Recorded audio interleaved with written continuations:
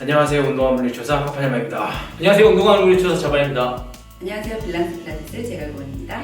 자, 해외 물리조사에 대해서 굉장히 많이 질문하셨는데 저는 대답해드리기 약간 힘들고 그래서 이렇게 전문가 직접 준비해보셨던 분들을 이렇게 모셨습니다. 그래서 오늘 캐나다 물리조사가 어떤 건지 그리고 어떤 준비를 해야 되는지 구체적으로 들어보는 시간을 알아볼게요. 자, 첫 번째로 캐나다 물리조사 이제 준비를 하셨잖아요. 근데 준비하게 된 계기가 있나요? 저는 어렸을 때부터 네네. 사실 외국에서 살고 싶었던 게 또 꿈이었어요. 그래서 대학교 들어갈 때도 그걸 염두에 두고 학교를 골랐었고 이제 외국으로 가기 쉬운 교과 과정이 있는 학교를 선택해서 대학교로 들어갔고 그리고 학점도 거기에 맞춰서 땄습니다. 그럼 외국의 물리치료사를 하고 싶었었잖아요. 그러면은 특히 캐나다에서 물리치료를 하게 되면 좋은 점이 뭐가 있나요? 일단 캐나다랑 미국은 물리치료사가 피지오가 개원을 할 수가 있어요. 그래서 내가 직접 환자를 평가하고 그리고 거기에 맞게 치료 플랜을 짜고 네. 치료를 할 수 있고 조금 더 주동적인 일을 할 수가 있죠. 혹시 연봉 같은 거는 좀 구체적으로 혹시 알고 있는 게 있나요? 보험 제도가 미국이랑 캐나다랑 달라서 캐나다는 국민건강보험처럼 되어 있어요. 네. 그래서 사실 캐나다는 그렇게 돈을 많이 벌지는 못해요. 구글에 검색해보면 나오긴 하는데요. 네. 연봉으로 했을 때 한 3,500 정도 된다고 해요. 근데 네. 거기서 텍스를 또 어마무지하게 떼기 때문에 네. 실수령액은 한 300 정도 되지 않을까 한국으로 하죠.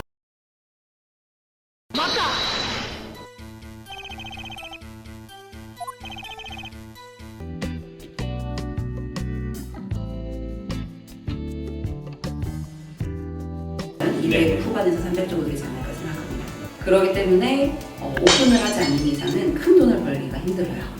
그러면은 캐나다 물리치료사가 되기 위한 과정에 그 준비 항목이 뭐가 있나요? 우선은 학교를 가는 게 좋아요. 캐나다 학교에? 네네. 네. 거기서 무조건 학사를 따고 네. 이제 학사는 일반적인 거 과학이라든지 이런 쪽으로 예. 하고 그다음에 대학원을 꼭 나와서 마스터 디그리가 있어야지 예. 시험을 볼 수가 있어요. 이제 외국인 물리치료사가 시험을 볼 수 있는 제도를 만들기는 했어요. 근데 그 자격 요건을 채우기가 거의 불가능해요. 그렇기 때문에 웬만하면 학교를 가는 거를 추천을 합니다. 만약에 그거를 정말 대학교 1학년 때부터 준비해서 거기에 맞는 봉사 점수라든지 뭐 그런 것들 다 채워 놓는다면은 가능할 수는 있겠지만 시험이 또 어렵거든요. 네. 그래서 좀 여러 번 낙방할 각오를 하고 도전한다면은 가능할 수도 있겠어요. 네. 그럼 지금 여기 유튜브를 보고 있는 물리치료과 학생분들이 캐나다 이제 준비를 한다면 이제 대학교에 학점이 있을 거 아니에요? 그 학점들이 얼마큼 인정이 되는지 그런 거 혹시 알 수 있을까요? 캐나다 같은 경우는 학부는 이제 자유롭게 하고 네. 대학원으로 무조건 가야 되기 때문에 물리치료과가 대학원에만 있어요. 그래서 필요 학점들이 있는데 해부학 3학점 그리고 거기에 해부학 실습이 들어가 있어야 되고 그리고 생리학 5학점 거기에도 생리 6학점 뭐 이렇게 그리고 거기에 또 실습이 추가가 돼 있어야 되고 뭐 생물, 물리 이렇게 기본 교과들인데 그거는 네. 학교마다 달라요. 그래서 내가 가고 싶은 지역을 선택을 하고 네. 학교를 찾아보면은 거기 네. 이제 모집 그 요건에 네. 잘 나와 있어요. 그래서 그거를 보고 플랜을 짜시고 준비를 하셔야 돼요. 그러니까 방금 얘기한 뭐 실습 계속 얘기를 했는데 네. 그 실습 항목이 꼭 있어야 된다는 건가요? 네, 실습이 없다면 인정되지가 않아요. 그래서 저는 애초에 이제 미국이나 캐나다로 쉽게 갈 수 있게 커리큘럼을 만들어 놓은 연세대나 네. 3년대로 네. 이제 들어오게 된 거죠. 그럼 혹시 시험을 잘 보고 학점 다 이수했다 하더라도 가서 뭐 따로 뭐 면접 보거나 그런 건 없나요? 우선 영어 점수가 있어야 되고요. 그러면은 서류가 다 조건이 맞으면은 이제 서류 합격 메일이 옵니다. 그러면은 인터뷰를 하러 가야 돼요. 근데 스카이프로 되지 않습니다. 직접 가서 면접을 봐야 돼요. 갔습니다. 네. 알버타주를 가서 네. 이제 면접을 봤는데 네. 당연히 네. 외국인이니까 약간 네. 좀 핸디캡을 주지 않을까 어. 그런 생각을 했어요. 네. 왜냐면 학비를 조금 더 내니까 그래서 좀 안일하게 네. 갔죠. 네. 그리고 사실 어떤 뭐 질문을 하는지를 아예 정보가 없는 상태에서 가기 때문에 네. 털레털레 갔습니다.